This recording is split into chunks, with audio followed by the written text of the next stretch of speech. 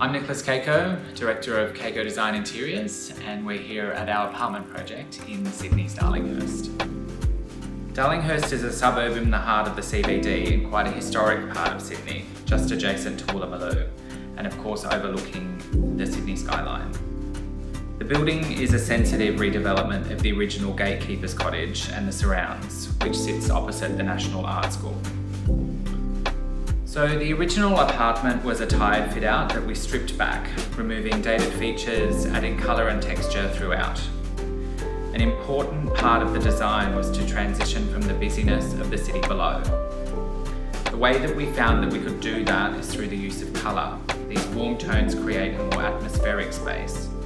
The view beyond is also revealed to you slowly, so we're sort of slowing down this process of entry so that you have time to transition into a cosy, inviting environment. So the use of the repeated lines and grooves was in response to the building's architecture. The external louvers on the facade of the building cast very dramatic shadows at different times of the day. We've repeated this principle in a number of instances through the joinery itself, wallpaper in the main bedroom, and layering it all the way through to the decorative in a custom rug.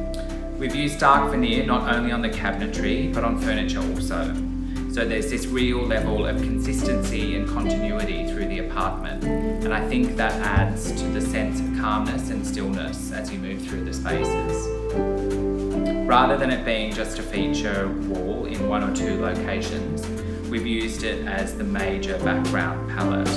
And being in an apartment setting, in quite an urban environment, we wanted to have this layered approach to the details that is in conversation with the setting just outside. The marble slabs in the kitchen create something that's both incredibly dramatic but also intimate.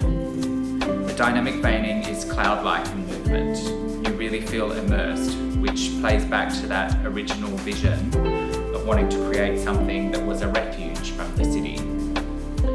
With the addition of a fireplace and concealing different elements throughout, it really allowed us to have that sense of luxury and discovery as you notice different things each time you move through the space.